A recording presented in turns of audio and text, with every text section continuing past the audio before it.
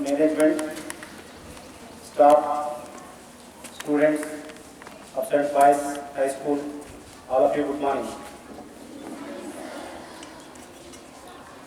ఈరోజు మీ స్కూల్లో లీడర్స్ని ఎన్నుకున్న సందర్భంగా వాళ్ళ ఓట్ టేకింగ్ సెరమనీ కార్యక్రమం మనం కండక్ట్ చేసుకున్నాం. ఫస్ట్ ఆఫ్ ఆల్ అందరికీ కూడా ఎవరైతే లీడర్స్గా సెలెక్ట్ అయ్యారో వాళ్ళందరికీ కూడా కంగ్రాచులేషన్స్. ఇప్పుడు మీరు ఈ స్కూల్ ఏజ్ నుంచే లీడర్షిప్ క్వాలిటీస్ ఏంటి, లీడర్ యొక్క డ్యూటీస్ ఏంటి అనేది ఒక 2 నిమిషాలు నేను చెప్తాను. ఫస్ట్ ఆఫ్ ఆల్ లీడర్ అనే వారికి పేషెన్స్ ఉండాలి. తర్వాత ఇప్పుడే మీరు ఓట్ తీసుకున్నారు, ఆ ఓట్లో డెడికేషన్ తోటి మీకు ఏదైతే డ్యూటీస్ అలాట్ చేశారో ఆ డ్యూటీస్ అన్నింటినీ కూడా సక్రమంగా డిసిప్లిన్గా చేస్తామని చెప్పేసి మీరు ఓట్ తీసుకున్నారు. అదే ప్రకారం మీరు ఓట్ తీసుకున్న ప్రకారం మీరందరూ కూడా మీ మేనేజ్మెంట్, మీ టీచర్స్ చెప్పిన ప్రకారంగా పిల్లలందరినీ కూడా అంటే రిమైనింగ్ మీ కో స్టూడెంట్స్ అందరినీ కూడా క్రమశిక్షణలో అన్ని యాక్టివిటీస్లో పార్టిసిపేట్ అయ్యేటట్టు వాళ్ళందరినీ కూడా చూసుకోవాల్సిన బాధ్యత మీకు ఉంటుంది.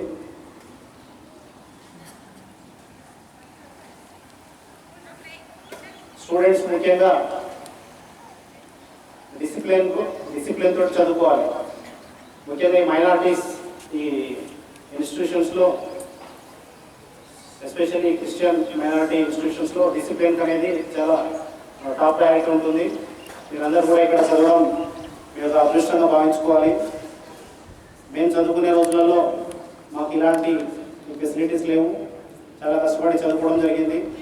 మీరందరూ కూడా మీ పేరెంట్స్ మిమ్మల్ని మంచి ఇన్స్టిట్యూషన్లో జాయిన్ చేశారు.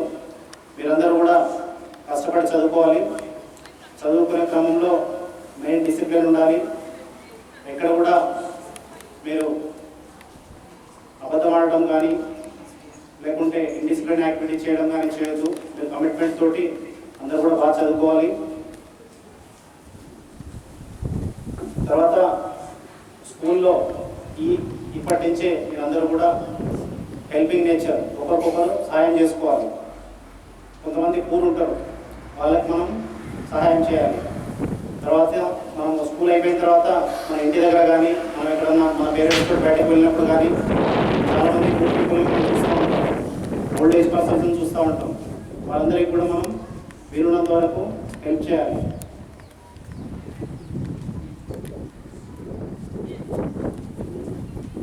తర్వాత ప్రతిరోజు మనం స్కూల్కి రావడం ఆటోలో కానీ లేకుంటే మోటార్ సైకిల్ బై వాక్ కానీ వస్తూ ఉంటాం, పోతూ ఉంటాం. ఈ క్రమంలో ట్రాఫిక్ రెగ్యులేషన్స్ అనేవి, ట్రాఫిక్ రూల్స్ అనేవి మనం పాటించాలి. నడుచుకుంటూ వచ్చినా కానీ వెహికల్ మీద పోయినప్పటికీ కూడా ట్రాఫిక్ రూల్స్ ఫాలో కావాలి. ట్రాఫిక్ రూల్స్ ఫాలో అయినట్లయితే యాక్సిడెంట్స్ జరగకుండా మనం నివారించడానికి అవకాశం ఉంటుంది. సో అందరూ కూడా ట్రాఫిక్ రూల్స్ ఫాలో కావాలి.